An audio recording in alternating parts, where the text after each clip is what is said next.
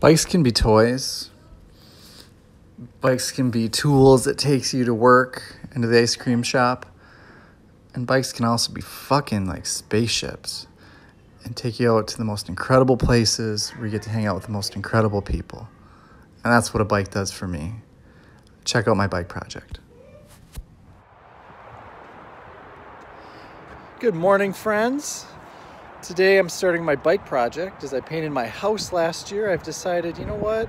If I can paint a house, I can paint a bike. So I'm going to take my project bike, which is a Univega, right? Alpina 5.5 from 1994. I'm going to make it from this mountain bike road warrior to a sweet looking, I think, commuter. So this is what it looks like to start with, and then let's come back in a couple months when I finish this project. Sweet. See you later. Here's the bike all stripped out. I had to bring it to the bike shop to take off the bottom bracket because I didn't have the tools to do it. But so far, so good. All right, I sanded this down. I used like 220 grit. I think I should have used something different, but that's all that I had in my garage, and quite frankly, this isn't the most top-of-the-line project, but it seemed to work pretty well. As you can tell, I just scuffed it up enough because I still wanted to use the factory-based primer that was on the frame, because sometimes if you take it too low all the way down to the metal, you kind of just ruined a really good primer that's been around for close to 25 years. All right, I'm back to start my paint job on the Univega. As you can see, I taped off 2 areas of paint that are going to be a different color than what I'm going to originally use. And for a paint booth, my garage is kind of run down. So at any rate, I just did an overhand knot on 2 ends of a piece of rope, used this old broomstick that is somehow painted very festive, and I'm just holding the bike through the head tube. So I'm gonna paint this and we'll see how it goes.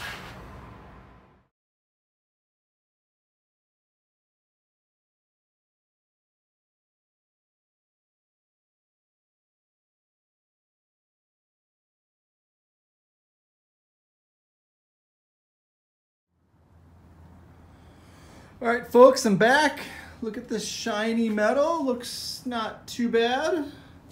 I took off the taped off areas, and now I'm going to paint this stuff a mint blue. So let's see how it works. Just gotta tape it off and see if we can get it done. All right, I'm back with the bike project. It's ready. It's cured for a little bit. It's cured for like 5 days.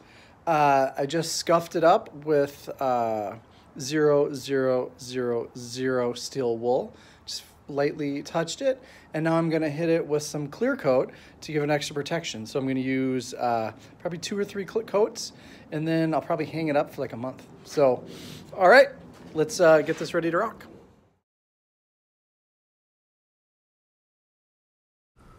All right, with all that paint and clear coat, here's how it looks after hanging up for a couple weeks. All right, folks, I'm back with my bike project. Today, I'm doing my decals from Velocal. If you don't know, it's a website that makes decals for various vintage bicycles. And so today, I'm doing my decals. As you can see right there, I've done 1 already. I also did the head 2, right there is pretty good. So I'm gonna continue to do them. Looks like it's going pretty well. It's a pretty easy process. You just take your decals and you moisten them, lay them on your paint, and just kind of rub them, let them dry. It's pretty swift. One of the slight problems that I have is that my clear coat kind of bubbled and kind of dripped a little bit. Because I just used a rattle can and I kind of put way too much fucking paint on it. But it still works out. We will go on to the top tube and the seat tube. How exciting.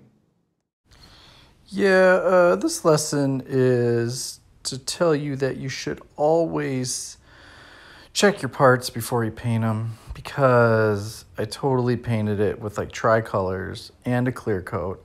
And then when I unmasked the steer tube, there's a huge fucking gouge in it that made it unsafe. So I ultimately have to get a new fork. So now that fork is painted wonderfully as a tomato stand for my tomato patch. But remember, before you paint, check your parts.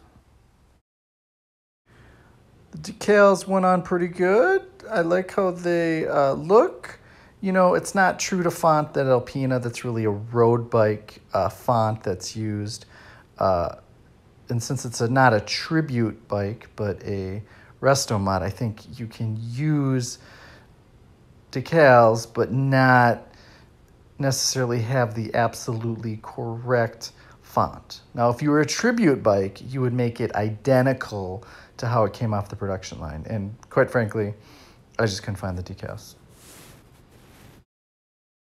All right, I wanted a little bit of flair, and the color kind of matches the rest of the paint, but I really like the race face gestures with the little screws that poke up, because they grip all of your shoes. And since it's going to be a cruiser, I'm going to wear my sandals, so I don't want them to slip off. So kind of a little bit of an unnecessary splurge, but it's good. It's finished. See the paint job, the decals. I kept the original STX front derailleur and crank set. I did paint the crank arms. It has LX rear derailleur. I used the original Ritchie rims that came with the bike, originally 1994. You can see I used the grip shifts from SRAM, which I don't think were original to the bike, but I really like grip shifts, which is one of the reasons why I bought the bike. You can also see my replacement fork right there, because my paint job on the previous fork that I was talking about. And finally, the swept-back bars are from Soma Industries.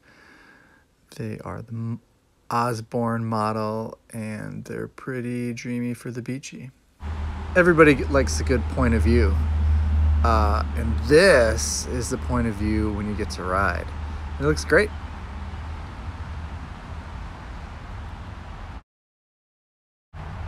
Here's a little local piece of flair. It's from Bike Jerks, and that is the steer tube cap. Keep on trucking. He's the guy that designed all the all-city bikes, but then went on his own. But I like the color, and I thought it would bring it back home.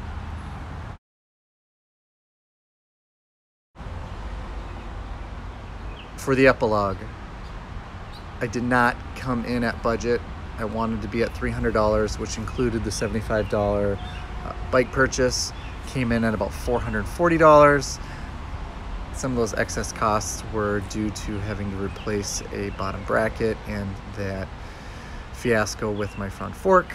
And I had a little bit of shop charges from Brown's Bicycles in Richfield, Minnesota. He does a fantastic job, and he's so nice and kind, and was very patient with my questions that I had, and was very supportive of someone doing their own bike project, which was kind of amazing.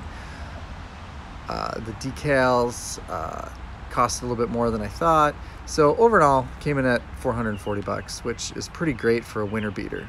So, everybody wants a hunk of garbage they can ride in the winter, but you don't want it to be that bad. But thanks for listening and watching, and go ride a bike. And did you see that stuff on the radio, on the news, about all these aliens? There's like fleets of ships that could totally destroy us. Like, I don't know why people aren't talking about it, but at any rate.